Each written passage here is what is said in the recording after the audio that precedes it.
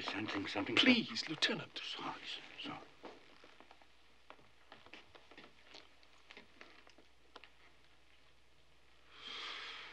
There is an emotional mist in this place. A residue of despair and hopelessness.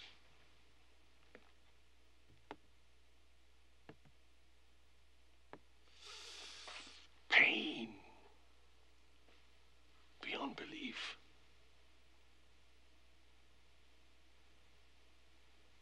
And here,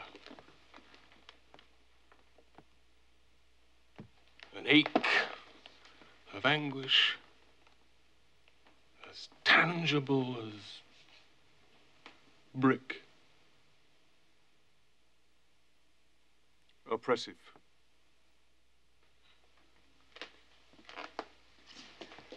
A passion to escape from life itself. Torment, death, and freedom to end it all.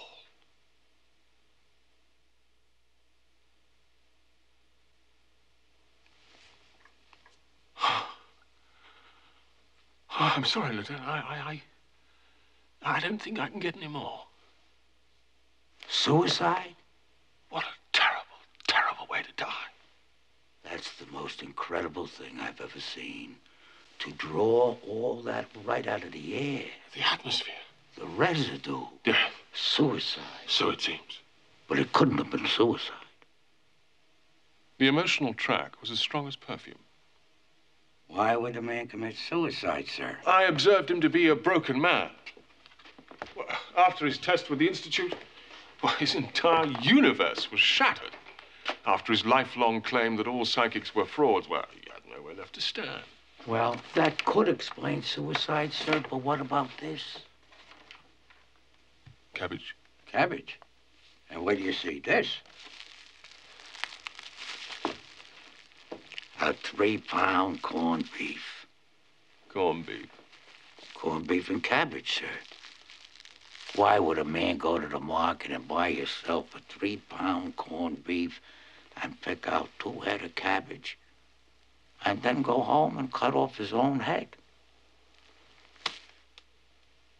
Well, he could have bought these things at any time, Lieutenant. You're right again, sir, but what about this?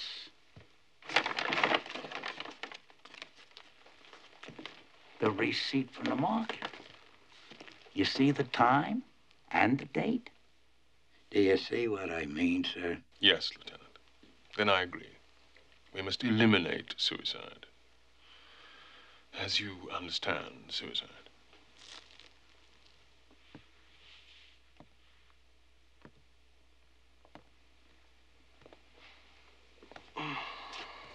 Still, my impressions of this place are pain, despair, and hopelessness. Suicide has many modes. Sometimes the victim can disguise it to himself, provoke an accident, and perish. An accident, Lieutenant. That's terrific sensing, sir. An accident that the victim wants to happen. Exactly. But it couldn't have been an accident. I don't think I follow. It's this screwdriver, sir. To the guillotine, please.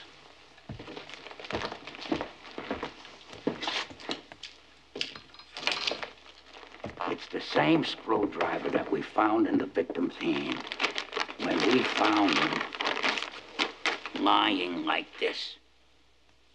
Only without a head, sir. No head and a screwdriver. Can you see how the screwdriver is in his hand, sir? Yes, Lieutenant. I can see very clearly. Now, in this position, before the blade came down, the only screws he could reach were here. Right here. right here inside this track, sir. Like this, sir. But this screwdriver, this is just a regular screwdriver. What they call a slotted screwdriver for regular screws. But if you look at this screw, sir, you see here? You see that kind of screw? That's a Phillips head screw. That's a completely different kind of screw. And a Phillips head screw, that takes a completely different kind of screwdriver, like this one here, sir. And we found it on the floor along with other tools near the guillotine. Do you see the difference, sir? Do you see what that means, sir? What do you think it means, Lieutenant? Well, to me, it means that Mr. Dyson couldn't have had the slotted screwdriver in his hand, not when he died. What would he be doing with it? And it means that Mr. Dyson must have been working with the Phillips head screwdriver. And when he died, Phillips head screwdriver, it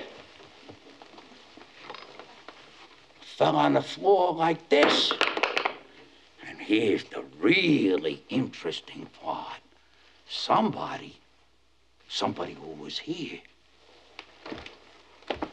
must have picked up the other screwdriver by mistake and put it into Mr. Dyson's hand, maybe to make it look like an accident.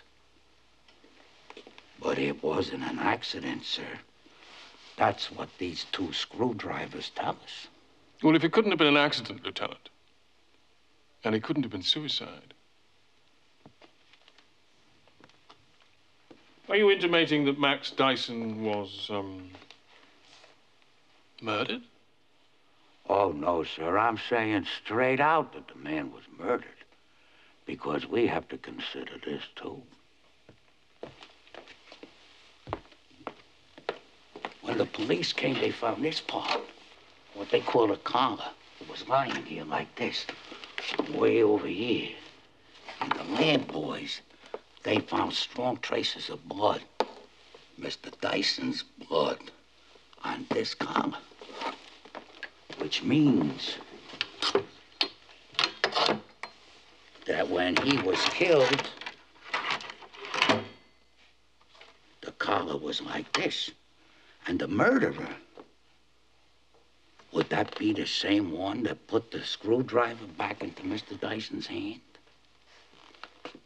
And the murderer, he took the collar off and he laid it over here.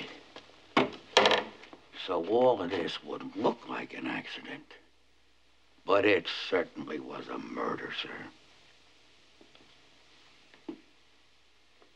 But the newspaper said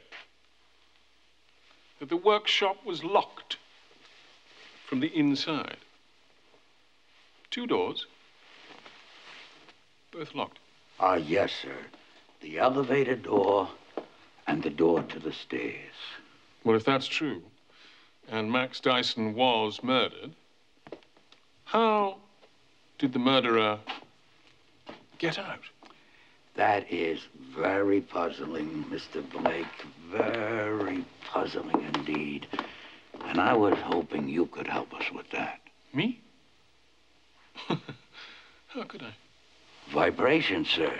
Maybe what the murderer was feeling or thinking. Well, so far, Lieutenant, I seem to be picking up all the wrong vibrations. I'm sorry, I don't seem to have been very much help. Well, don't you worry about it, Mr. Blake. Now that we come this far, we're certainly going to find the murderer. And when we do, maybe you can help us by reading his mind. Just one more thing.